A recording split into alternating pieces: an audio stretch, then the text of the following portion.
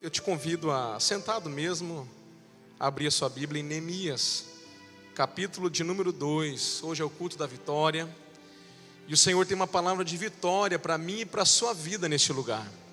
Quero cumprimentar também a audiência, Voz FM, todos que nos ouvem pela rádio. Seja edificado pela palavra de Deus também nessa noite. Culto da vitória.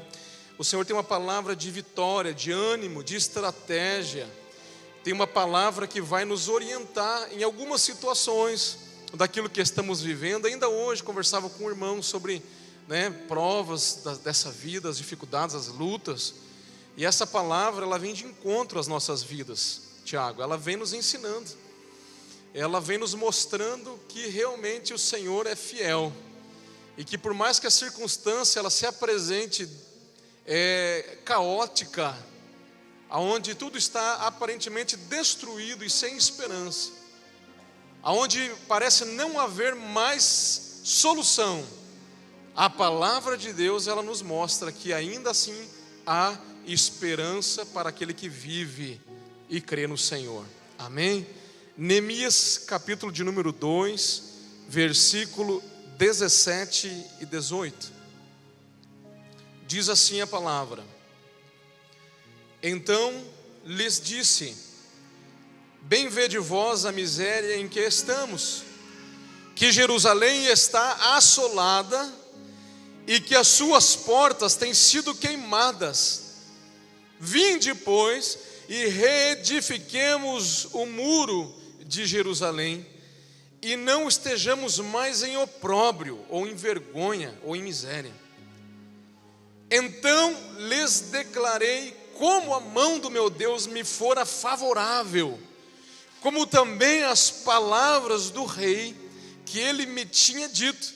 Então disseram: levantemo-nos e edifiquemos, e esforçaram as suas mãos para o bem. Amém? Fecha a sua Bíblia. Glórias a Deus. O tema desta mensagem é do vinho à enxada. Por que do vinho? Porque você conhece, talvez, a grande maioria conhece a história de Neemias. Não preciso me deter muito na sua biografia, mas todos sabemos que ele era um homem comum, mas numa posição especial, privilegiada.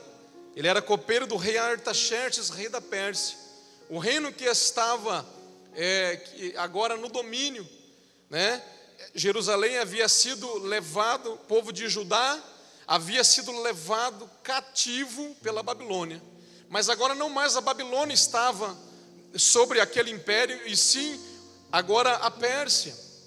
E para aqueles que conhecem um pouco da história de Israel, sabe que nós estamos aqui em um contexto onde o reino de Israel havia sido dividido.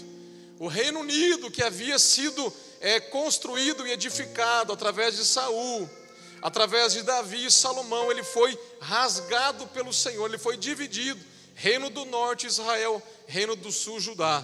Como castigo, Deus havia alertado tanto esse povo das suas desobediências, da sua apostasia, de deixar o Senhor para se misturar a outros deuses, a outras crenças, a uma miscigenação de cultura, de credo, de crença, a toda uma bagunça espiritual. O Senhor alertava, aliado ao fato de que eles não davam descanso à terra, que estava na lei de Moisés, que eles tinham que dar a cada 7 anos descanso para a terra e não podiam plantar e cultivar. Então o Senhor vinha alertando até que não deu mais. O Senhor então declara juízo, e aí faz com que nações levem cativos, primeiro o reino do norte Israel, depois o reino do sul Judá. Pois bem, a esse contexto, o reino do sul tinha como capital Jerusalém, e quando ela fora saqueada, levada, tomada por cativa, naquela ocasião a Babilônia havia destruído a cidade, havia queimado as portas, havia derrubado os muros. Muitos anos se passaram, esse simples homem, mas numa posição especial, era copeiro do rei Artaxerxes. E ele servia o vinho para o rei, por isso eu falo do vinho para a enxada. Então do vinho você já entende, porque ele estava nas recâmaras do rei, ele servia o rei. Ele estava no palácio, mas ele teve que ele teve uma missão na sua vida, muito árdua e muito difícil. Ele recebe notícias do seu irmão, de outros que vêm de lá de Jerusalém, e as notícias não são boas. Ele pergunta como está, ou quem sabe as pessoas vêm pedir socorro para ele, e ele se entristece, porque as notícias são más, são ruins, tudo está desolado, tudo está destruído. Ele então se entristece com a notícia. A Bíblia fala que ele passa dias chorando, jejuando, orando ao Senhor, consagrando a Deus. E eu já aprendo algo, irmão, quando aquilo que se apresenta, a situação para nós se apresenta caótica, entristecedora, desesperadora ou desesperançosa, a solução para aquele que crê no Senhor e vive no Senhor é começar a se quebrantar, é começar a se humilhar, é começar a chorar, é começar a guardar, aleluias, um jejum, ou fazer um jejum para o Senhor, e orar neste jejum, não é apenas abdicar não de alimento, mas é buscar a face de Deus, buscar um Deus que é Espírito. E quando nós matamos a carne, o Espírito se sobressai, e ele começa então neste ato de se renunciar. E isso é o preço que eu e você temos que pagar muitas vezes. Não é como eu vi no noticiário um tempo atrás, aí esses dias, ali num dia especial para a religião romana, pessoas ali andando quilômetros, ou melhor, engatinhando de joelhos, quilômetros com o joelho já machucado, sacrificando. Não, o nosso pagar preço não é esse, mas é renunciar àquilo que muitas vezes para nós é prazeroso, desfrutar de uma boa refeição, de um bom descanso, de um bom filme, em detrimento, em prol de você buscar voltar a tua face para o Deus de Jacó, voltar a tua face para o Deus vivo, que está esperando por um momento de intimidade conosco. Esse é o pagar o preço, é a renúncia da nossa vontade, não daquilo que é proibido, porque aquilo que é proibido, aquilo que é tido como pecado, é nossa obrigação renunciar, abrir mão. Paulo, Pedro vão dizer que nós temos que nos santificar, que nós temos que nos despir do velho e nos revestir do novo homem que se renova em Deus. O velho se corrompia com as concupiscências da carne, dos olhos, mas o novo ele se renova no conhecimento de Deus. O errado nós temos por obrigação. Agora muitas vezes o que é difícil é nós renunciarmos o certo, o que é lícito, o que é permitido, o que é legítimo. E isso é que começa a mover o mundo espiritual. Esse homem sabedor disso, de uma vida espiritual, ele começa agora a buscar ao Senhor. E depois de mais ou menos aproximadamente 3 meses, o Deus que está recebendo a sua oferta, ele começa a agir. O rei percebe o semblante dele, que não está legal, pergunta o que está acontecendo, ele aproveita, ele entende que Deus está agindo, ele fala sobre a sua nação, ele pede permissão. O rei começa a entender o processo, permite, ele não só recebe a permissão, mas ele ainda pede madeira, ele pede escolta, ele pede material, e tudo isso o Senhor move as mãos do rei, para que ele possa levar. E agora o Senhor coloca no seu coração uma missão: voltar a Jerusalém e reconstruir os muros e as portas de Jerusalém. Aquilo que está parado, segundo a história, pelo menos em torno de 70 anos. Em torno de 70 anos está tudo parado, está tudo queimado. Esse homem agora põe no seu coração um propósito, ele coloca no seu coração um desejo, uma missão de Deus. Ele começa a entender que nada pode parar a sua vida, porque é algo que Deus está colocando no seu coração. Ei, você que tem uma chamada, arde no seu coração um chamado desse Deus vivo. Você sabe que você não veio parar por acaso dentro de uma igreja, mas você sente que Deus te resgatou das trevas. Coloque no teu coração e na tua mente o pensamento e a fé de que nada vai parar você, porque quem guerreia as tuas lutas é este Deus poderoso.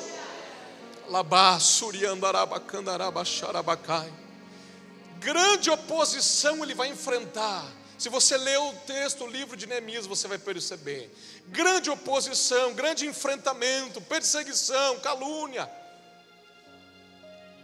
Mas vai dizer a história que ele faz algo que era praticamente impossível em 52 dias.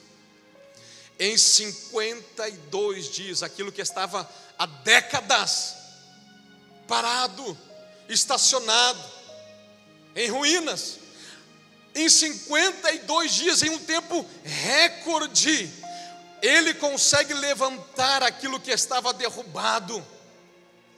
É uma história tão tremenda, irmãos. Qual seria o segredo desse homem? Qual seria o segredo para esta vitória tão grande? Já que hoje é o culto da vitória. Qual seria o segredo para receber algo da parte de Deus de tamanha proporção? Como que algo que está décadas parado, destruído em 52 dias, tudo está novamente de pé, funcionando no seu lugar? Que tamanho de vitória, de bênção é essa? Qual foi o segredo? Eu não sei você, mas eu preciso de soluções para a minha vida. Eu preciso de direções, direcionamentos para a minha vida. Eu preciso que portas se abram na minha vida. Eu preciso entender coisas de Deus na minha vida. Eu preciso de providência de Deus na minha vida. Eu preciso da vitória de Deus na minha vida. Eu não sei você, mas eu preciso, e a palavra de Deus me ensina algumas coisas que eu posso aqui aprender para obter tamanha vitória de Deus.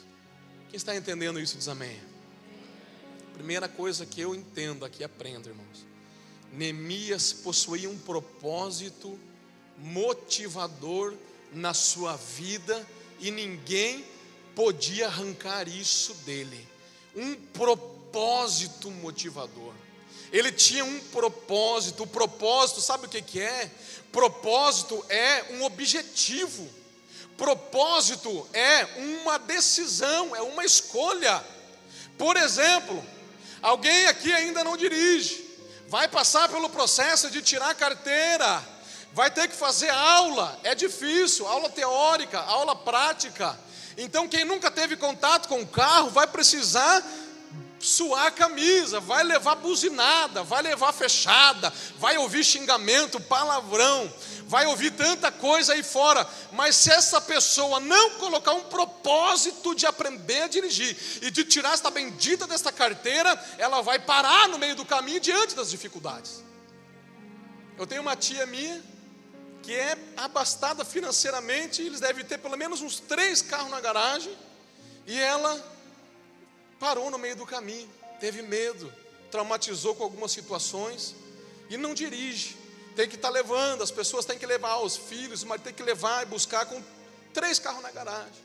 Por quê? Porque no meio desse desafio, ela naufragou, ela desistiu. Se você quer vencer na sua vida, se você quer ter um sucesso na sua vida, se você quer ser alguém, um profissional, se você quer ser um médico, um exemplo, se você quer ser um dentista, um engenheiro, um arquiteto, e não só isto, mas ser bem sucedido, se você quer ser um empresário, um empreendedor, se você quer ser alguém grande, se você quer conquistar este mundo, desbravar, o mundo está aí para ser conquistado. A Bíblia fala que o sol nasce para o justo e para o ímpio. A Bíblia fala que a chuva desce para os dois. E por que muitas vezes o ímpio está lá prosperando muito mais do que eu? Porque eu muitas vezes não tenho a atitude, o propósito que aquele que não conhece o Senhor teve. E ele está desfrutando, ele está tendo o retorno, ele está desfrutando do que este mundo tem aí, que inclusive é criação do nosso Deus. Se eu quero ter sucesso, se eu quero ter vitória, se eu quero ser bem sucedido em qualquer que seja a área, eu falei aqui profissional, financeira, mas pode ser ministerial, espiritual, eu quero ter dons do Espírito Santo, e o que você faz para isso? Eu quero ter dom de visão, eu quero ter dom de revelação, dom de milagre, eu quero ter dom de fé, eu quero ter dom de discernir os espíritos, de interpretar línguas. E o que eu e você estamos fazendo para isso? Qual é o propósito colocado, estabelecido? Qual é a meta? O que estamos fazendo? Qual é o passo que estamos dando em relação a isso? Neemias colocou um propósito na sua vida. Esse foi um dos seus grandes segredos. Foi a bateria que alimentou este carro de Neemias, né? Lembra daquele desenho animado, os mais antigos, lá o espinafre do papai? Ele comia o espinafre, ficava forte, né? Quem lembra disso aí? O espinafre aqui de Neemias era o propósito que ele tinha.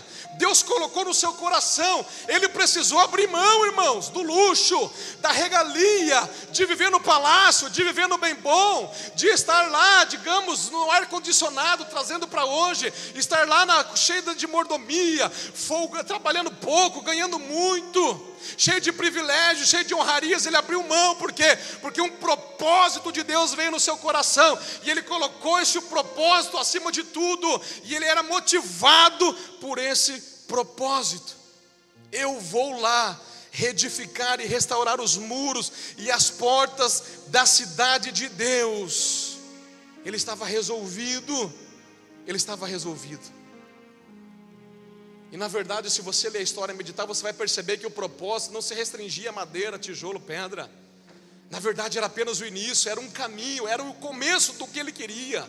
Ele queria, sabe o que? Ele queria o avivamento de Deus naquele lugar. Ele queria a presença de Deus naquele lugar. Ele queria Deus renovando pessoas. Ele queria começar pelos tijolos, para depois estabelecer, organizar tudo, e a palavra de Deus para que fosse lida, e que as pessoas voltassem a temer, e voltassem a se dobrar, se humilhar, e o Deus daquela nação voltasse a abençoar aquele povo sobremaneira. Então muitas vezes nós temos que entender, irmãos, que o começo pode ser difícil daquilo que queremos. Nada do que eu faço, do que você faz, do que você domina, do que eu domino, daquilo que qualquer profissional domina, que hoje é fácil para ele, nada foi assim sempre fácil. Tudo aquilo que hoje é fácil para você, um dia foi difícil. Para quem é músico aqui, pergunta para o Yuri, hoje toca um violãozinho que é uma beleza, faz solinho, faz tudo que é coisa, toca ali um cavaquinho, toca um pouco de bateria. Pergunta para o Diego quantos anos para tocar um violão, um contrabaixo. Lá no começo não sabia nem pegar, não sabia nem como é que chamava, não sabia quantas cordas iam, como é que faz, como é que afina, o que acontece, ou como é que, não sabia nada, como apertar, como fazer, porque era difícil, mas hoje faz de olho fechado. Por quê? Porque o propósito faz eu e você, nós sermos arrastados quando estamos com um firme propósito no nosso coração. Qual é o propósito que você tem?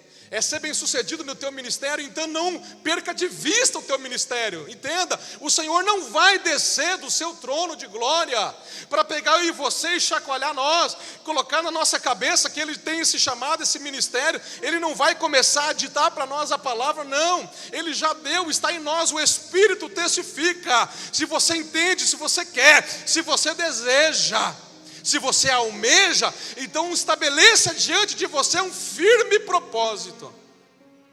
E aí você vai ter um ministério bem sucedido. Uma vez o Benhur Lopes foi pregar no avivamento. Meu Deus, eu nunca tinha escutado um homem de Deus pregar daquela proporção, daquele jeito. E quando ele terminou, lá no final, muito humilde, gente finíssima, a missionária Cecília conhece, foi a ovelha dele. Era bem mais menino ainda, fui e perguntei para ele, uma inocência, falei, pastor, me perdoa, me permita fazer uma pergunta um pouco indiscreta, como é que o senhor faz para ministrar dessa forma, com essa sabedoria, com essa autoridade? Ele falou assim para mim, meu irmão, eu me dedico na palavra do Senhor, entre a palavra e entre livros, entre enciclopédia, entre palavra, entre livro, pelo menos 8 horas por dia. E aí alguns intervalos eu tiro para orar, para buscar o Senhor em oração. Porque eu não trabalho no secular. Eu me dediquei, eu almejei este ministério. Eu tive a convicção e eu quis esse ministério. Então o tempo que você trabalha no secular é 8 horas. Então eu coloquei como um firme propósito diante de mim, que estas 8 horas, já que eu não trabalho no secular, já que eu estabeleci para mim o ministério de Deus, estas 8 horas eu vou me dedicar no Senhor. Aí acabou, né? Acostumado a ler Bíblia 5 minutos, 10, às vezes nem lê, meia hora quando muito, né? Naquela época, hoje um pouquinho mais, mas nem tanto assim também.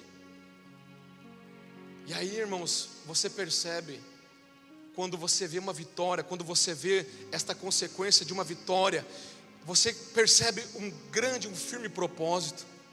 Nós conhecemos Daniel na Bíblia, como ele é honrado por Deus na palavra, como ele é acariciado por Deus na palavra, mas ele se manteve firme no propósito de não se contaminar com as manjares do rei. Nós também vemos como Noé, ele é ressaltado na palavra, como ele é referência. Noé, a linhagem que deu sequência ao plano de Deus depois do dilúvio, mas se manteve firme no propósito de construir a arca. Ninguém fez ele desanimar daquele propósito.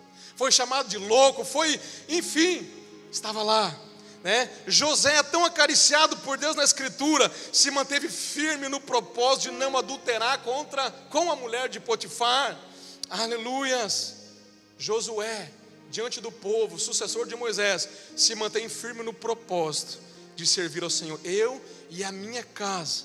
Vocês vão escolher a nação de Israel. Aqui Deus vocês vão servir. Mas uma coisa eu vou dizer: eu e a minha casa temos o firme propósito de servir ao Senhor. Aleluias.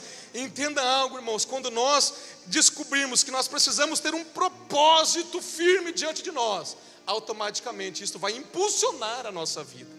Vai impulsionar. Eu não vou só espiritualizar, não é só ministério, dons, não. Mas é como eu já disse, você tem vontade de ter recurso, quer ter para você e para abençoar, então coloque um firme propósito, arregace as mangas e trabalhe, e estude, e se esforce, porque diante de um firme propósito, a vitória de Deus inevitavelmente chegará na sua vida. Aleluia. Não tem como. Neemias disse: tem um grande projeto, tem uma grande obra, vamos, está tudo quebrado, queimado, vamos, vinde, reedifiquemos, e não estejamos mais em vergonha. Reedifique, estabeleça o propósito. Mas não só o propósito, ele também tinha algo que me chamou a atenção. Capítulo de número 6, escute. Sucedeu mais que, ouvindo Sambalate, Tobias, Gesem, o arábio e o resto dos nossos inimigos, que eu tinha edificado o muro e que nele já não havia brecha alguma, ainda que até este tempo não tinha posto as portas nos portais.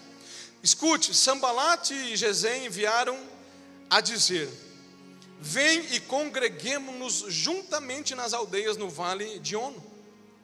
Porém, intentavam fazer-me mal.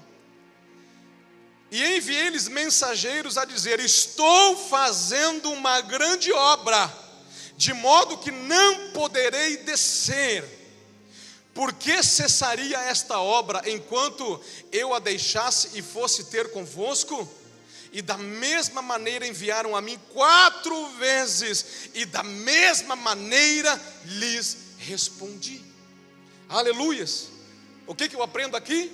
Segundo passo para você ser um vitorioso como Neemias. O primeiro é estabelecer um firme propósito na sua vida, um propósito motivador. O segundo, fugir das distrações. Ele fugiu. Esse trio satânico, Sambalate, Tobias e Gesem, tentaram distrair Neemias, tentaram desviar a sua atenção do foco, tirar o seu foco. Fizeram de tudo, criticaram, ameaçaram, caluniaram, inventaram até esta conferência de paz.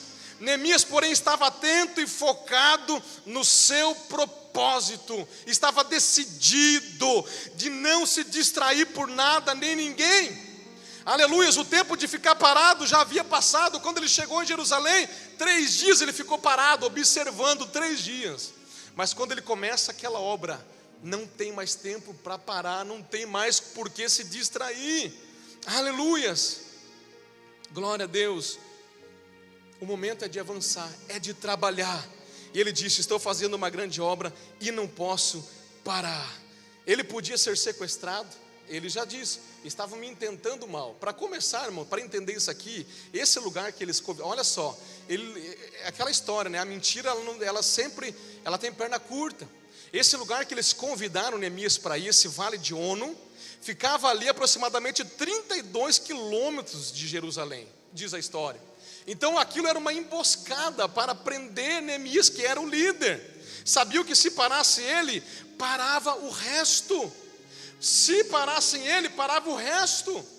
E então ele disse: eu não posso parar. Estão me caluniando, preste atenção nisso. Estão me atacando, estão me batendo, estão me injustiçando, estão me humilhando, estão me perseguindo. Parece soa familiar para alguém? Aleluias, mas eu não posso parar, mas eu não vou parar. E quantos de nós, muitas vezes, Diácono Henrique, somos humilhados? Quantos de nós, muitas vezes, somos perseguidos por causa da nossa fé, da nossa aparência, do nosso status social, da nossa condição financeira, da cor da nossa pele? Quantos de nós são perseguidos, caluniados, né? Quantos de nós são afrontados? Mas ele estava decidido: estou fazendo uma grande obra, não posso parar.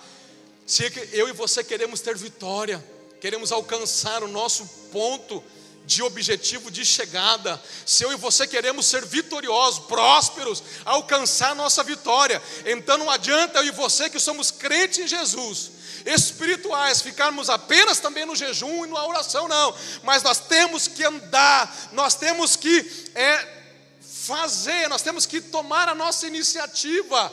E ainda que venham críticas, ainda que venham afrontas, aleluias, nós vamos dizer para a crítica, para a afronta, para o Satanás, para o demônio, para o infeliz do inferno que vier contra nós: ei, você não vai conseguir, porque eu estou numa grande obra e não posso parar. Labassuri bicambarai. Quem está entendendo isso aí diz amém. Glórias a Deus, aleluias. Glória a Deus. Quantos de nós muitas vezes nos distraímos? Nos distraímos. Lembra da parábola do semeador? A semente cai, 4 terrenos, apenas um encontra terreno, condição propícia. O outro tem pedra, o outro tem espinho, o outro está à beira do caminho. E aí ele vai traduzir, Jesus explica a parábola e diz: são os deleites da vida, são as dificuldades financeiras, são o apego com as coisas materiais, são as vaidades, são o desejo à lascívia carnal, o desejo desenfreado pela imoralidade sexual, a promiscuidade, né? Esta coisa que este mundo acha tão normal e quer ensinar. Aí ele vai dizer: tudo isso são os espinhos que sufocaram a semente, não deixou ela germinar, florescer, crescer e frutificar. Quantos que estamos distraídos? Quantos que estamos: mas eu preciso ter mais recurso financeiro. Amém, eu também estou contigo nessa. Mas que isso não seja Deus sobre a nossa vida, principalmente que não tome o lugar de Deus. Que o nosso trabalho, que o nosso esforço, que a nossa dedicação lá fora não nos desgaste por completo. Assim como foi com Esaú, que se desgastou no campo caçando e depois ficou vulnerável e entregou a sua primogenitura por um prato de comida, porque se acabou, se desgastou no campo lá fora. E na hora que tinha que estar firme para se posicionar e dizer: não, o que é meu, ele não teve discernimento espiritual. E o seu irmão teve. Ele falou: está aqui o prato e eu tomo posse, porque eu tenho visão espiritual. Aleluia. Que estas coisas não tirem o nosso gás. Vamos trabalhar sim, vamos prosperar sim, vamos abrir negócios sim. Deus vai prosperar a nossa vida sim. Ainda mais se eu e você formos generosos para abençoar quem precisa também, repartir. Então Deus vai dar. Que nós possamos ser bons profissionais, que possamos conquistar as melhores coisas desta terra. A palavra diz que o melhor está para nós, mas que nada disso tire o nosso foco do Senhor Jesus. Que Jesus seja ainda e sempre o autor e o consumador da nossa fé. Que Ele seja o nosso ídolo, o nosso herói, o nosso Senhor e Salvador. Que seja a razão da nossa vida e do nosso viver e dos nossos planos de vida. O Senhor Jesus seja o centro, que Ele seja o centro de tudo. E então nós não seremos distraídos, Jesus disse: aquele que quiser salvar a sua vida, a perderá. Mas o que perder a sua vida por amor de mim, a salvará. Aleluia. Quem pode aplaudir Jesus de Nazaré. Aquele que quiser salvar vai perder, mas o que perder por amor a mim, aleluias, a salvará. Glórias a Deus. Mas é muita perseguição, pastor Carlos. Mas é muito insulto, é muita calúnia. Eu não estou aguentando. Aí você vai para Mateus capítulo 5 e versículo 11, só escute.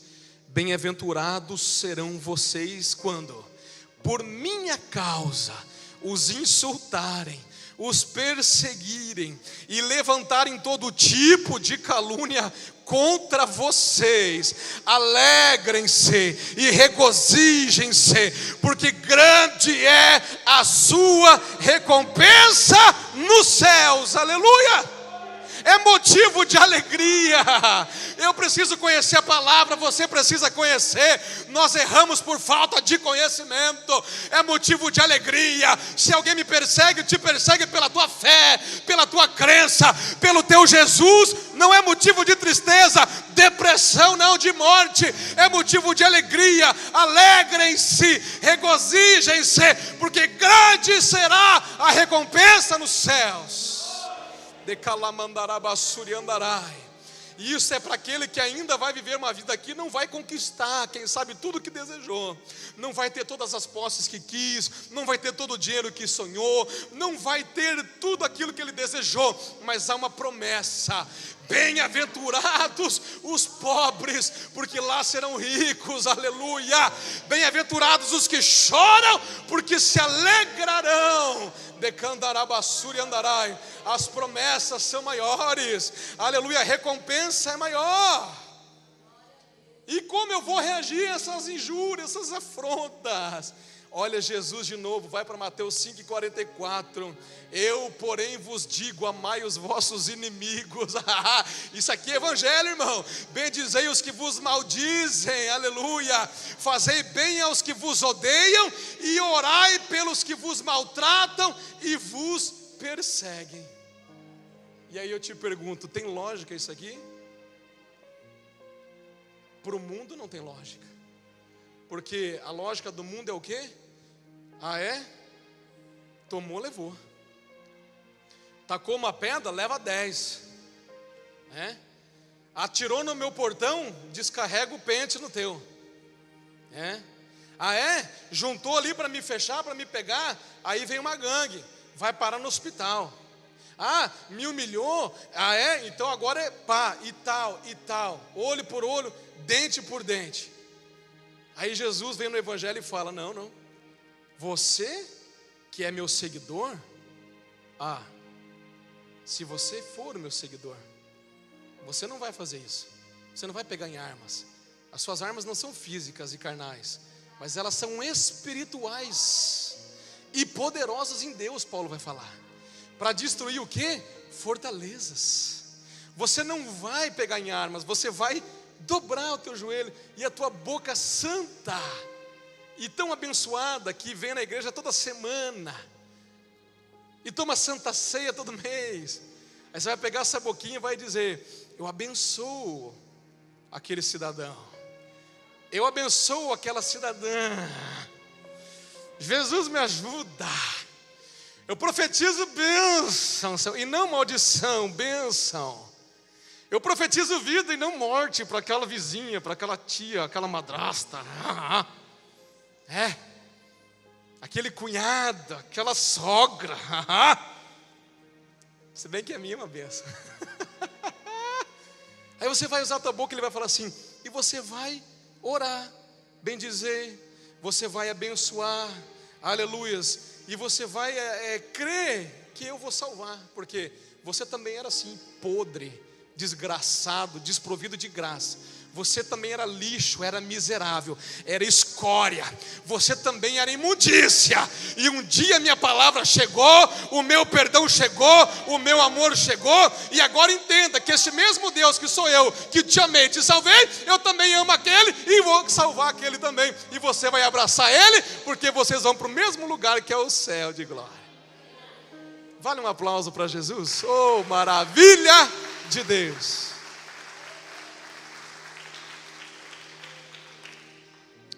É o Evangelho. Confronto. Evangelho é isso, irmãos. Evangelho é confronto, é caráter, é transformação. Deixai a conduta má, eles vão dizer. Todas as epístolas, todas, Paulo, Pedro, todos eles são as cartas doutrinárias da igreja. Elas falam: deixai o velho modo de viver, deixai a má conduta. Ih, não adianta. O que mentia, não minta mais, agora fale a verdade. O que roubava, não roube mais, agora trabalhe e tenha. Aleluias. Ele não deu ouvidos, Neemias não deu ouvido ao inimigo, não deu ouvido às distrações. Cuidado, irmão. Cuidado, você que me ouve aqui, você que me ouve na rádio. Cuidado com as distrações. Nos nossos dias, como é que elas vêm? Por todos os meios de comunicação, principalmente. Não é mais os inimigos vindo aqui, como foi naquele caso lá, afrontar ele, não. Mas é pela internet, é pela televisão, é pelas redes, é por tudo isso, as distrações, tanta coisa, irmão. E até o acúmulo de trabalho também, tudo aquilo que distrai. Preste atenção, aquilo que vai te afastando de um relacionamento com o Senhor. É a voz do adversário, é a voz nesse texto desses três camaradas. É a voz, lembra lá no Éden? Lembra lá no jardim? O que aconteceu com Eva? Satanás veio e falou. A voz do inimigo, ela não é feia, não. Ela é suave, ela é doce. Você acha que Satanás ele tem interesse de virar aquele monstro, irmão? Pelo contrário, a Bíblia fala que ele pode se transformar até em anjo de luz. A intenção dele é nos seduzir. Jamais ele vai ficar feião, acabadão, estragadão. Não, o negócio dele é seduzir. Então não escute a voz do adversário. Cuidado quem você está ouvindo. Cuidado que está ouvindo, entrando nos seus ouvidos, nos seus olhos. Cuidado com os conselhos que estão te dando. Larga esse negócio, abandona esse negócio de igreja, vai dar dinheiro para pastor, vai virar cabeça de bagre, bateu a cabeça na parede. Eu ouvi tudo isso, irmãos, eu ouvi tudo isso. Bateu a cabeça na parede, ficou doido, virou crente. E blá blá blá, e blá blá blá. Ih, irmão, é tanta coisa, a lista é grande. Eu acho que todo mundo aqui, se for parar, cuidado, as distrações. Ele não cedeu às distrações. Então esta foi a segunda arma, o segundo passo da vitória, o firme propósito. Não se distraiu. Terceiro e último para encerrar, ele enfrentou a batalha, não fugiu da guerra, irmão. Ei, você que está aí guerreando, e aí quando a guerra fica acirrada, você acha que é hora de parar? Não, a solução não é parar. Só escute, capítulo 4, versículo 7. E sucedeu que, ouvindo Sambalate, Tobias e os arábios, os amonitas e os asdoditas, que tanto ia crescendo a reparação dos muros de Jerusalém, que já as roturas se começavam a tapar, ou seja, as brechas, iraram-se sobremodo, e ligaram-se entre si todos, se reuniram para virem atacar Jerusalém e para os desviarem do seu intento. Porém nós oramos ao nosso Deus e pusemos uma guarda contra eles de dia, de noite, por causa deles. A guerra agora, a batalha que acirrou, o conflito piorou, eles ameaçaram invasão, é conflito agora armado. Eles ameaçaram que iriam guerrear, ameaçaram, veio agora a ameaça, veio tudo. E o que ele fez? Ele fez o quê? Buscou o Senhor. A primeira arma que ele utilizou, a oração, irmãos, é a mais poderosa. É a mais poderosa, é a mais potente arma que tem. Aleluias. Carlos, você quer dizer que a oração então é a mais potente arma espiritual? Porque é ela que nos leva ao céu, ao Pai. E também é ela que nos permite receber do Pai. Aleluias. João 15,16, a fim de que tudo quanto pedirdes ao Pai em meu nome, Ele vô-lo conceda. A oração é a frequência que nos sintoniza com Deus, é o mecanismo que vai mover a mão de Deus em nosso favor.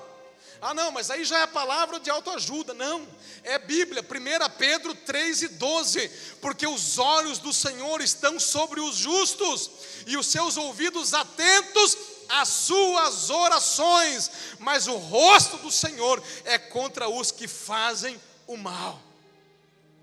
O que ele fez? Oração. estratégia veio para ele. E o que ele fez, diz o texto? Uma mão ele trabalhava, uma mão tinha enxada, na outra mão tinha uma espada. Numa mão ele trabalhava, na outra ele se defendia, se fosse o caso. Estavam preparados, estavam em posição, não cederam, não fugiram da batalha. Veio a ameaça, vamos invadir, vocês vão parar, nós vamos parar vocês. Nada fez com que ele parasse. E a oração, irmãos, aqui nesse contexto, por que eu digo, eu vou bater nessa tecla, é a maior arma, porque era no ambiente da oração que ele sabia que ele ia vencer.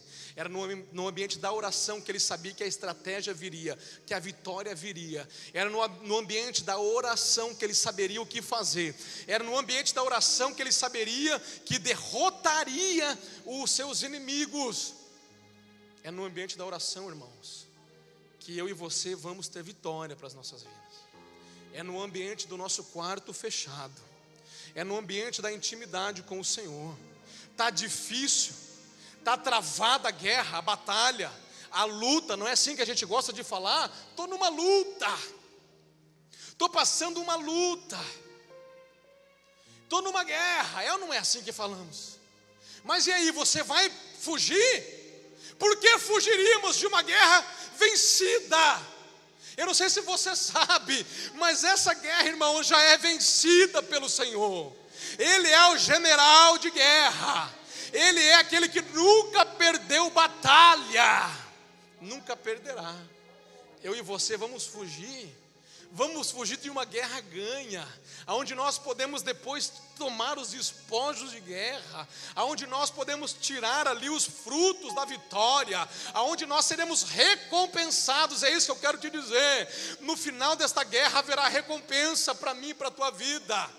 Ele não fugiu da batalha, ele não fugiu, mas foi corajoso, foi perseverante, teve fé, foi crente de verdade, orou, se posicionou, ao ponto de os inimigos baterem em retirada. Quando eu e você aprendermos a ter esta postura de prontidão a acreditar que o nosso Deus já venceu por nós, que a autoridade está sobre nós. Jesus disse: eis que vos dou autoridade para pisar de serpentes, escorpiões e sobre todo o poder do inimigo, e não vos causará dano algum. Eis que vos dou autoridade, está sobre nós a autoridade. Quando eu e você entendermos que não há por que fugir de uma guerra vencida já pelo nosso Senhor e general, então nós vamos começar a visualizar, porque é nessa etapa que ele começa a ver o inimigo recuar. É nessa etapa que ele começa a ver o medo na face do inimigo. É nessa etapa que ele vê o inimigo bater em retirada, andar para trás. É nessa fase que a vitória é coroada. Ei, eu e você, irmãos, é no momento de guerra, é no momento de dificuldade, é no momento onde a guerra está acirrada, onde estamos assustados com o barulho da guerra, com os mísseis, com as granadas. É a hora que nós estamos a ponto de dar no pé. É ali que nós temos que exercer a nossa fé, a nossa autoridade em Cristo Jesus, o nosso Senhor. Se não fizermos isso, se não tivermos esses 3 passos, como Neemias deu, nós não seremos vitoriosos. Não adianta, irmão, eu vim aqui falar para você: vamos fazer 7 quarta-feira do milagre, enfim, de qualquer coisa. Vai ser bênção? Vai, porque nós vamos pregar a palavra, nós vamos orar, nós vamos exercer a fé, nós vamos profetizar e o milagre vai acontecer. Mas não é por causa do 7, não é por causa do óleo, não é por causa de tanta coisa que tem se utilizado hoje em dia, não. É por causa da palavra. Tudo começa na palavra. A Bíblia diz que ele era o verbo, e o verbo estava com Deus e era Deus, e ele encarnou. Jesus é a palavra, é dele que vem a vitória para as nossas vidas. Se posiciona. Se desejamos ser bem-sucedidos, vitoriosos, se queremos a vitória, se queremos os louros da vitória, isso implicará de nós deixar o vinho e pegar a enxada.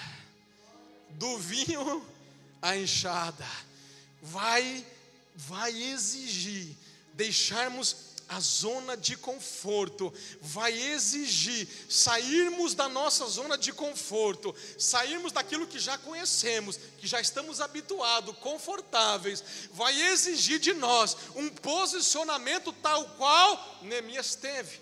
E lembre-se, foi o Senhor quem colocou este projeto no coração dele. Aquele projeto que está na tua vida, irmão, que você está vivendo por ele, não pode ser apenas ganhar dinheiro, construir uma casa boa, ter um carro bom. É lícito, é legítimo, sim, amém. Todos queremos, seria hipocrisia falar o contrário, mas não pode ser apenas isso. Nós temos que servir, nós temos que ser flecha na mão desse Deus, nós temos que alcançar, nós temos que ser embaixadores deste Cristo, nós temos que fazer parte do ide e pregai a toda criatura, ide, evangelizai, anunciai, aleluias. E quando nós então estivermos mexendo nas nossas vidas, saindo daquilo que é tão confortável, e entendendo que aquilo que está destruído lá fora precisa ser reconstruído a modelo dos muros e das portas, nós seremos abençoados, nós seremos vitoriosos, nós seremos bem-sucedidos. Quando nós entendermos que tem algo de valor que está lá fora e que precisa ser reconstruído, que precisa de nós para esta grande obra, então nós vamos entendermos que aí vai se cumprir aquela palavra que tanto gostamos de falar: não correremos atrás das bênçãos, mas elas nos seguirão. Amém? Quem entendeu isso diz amém.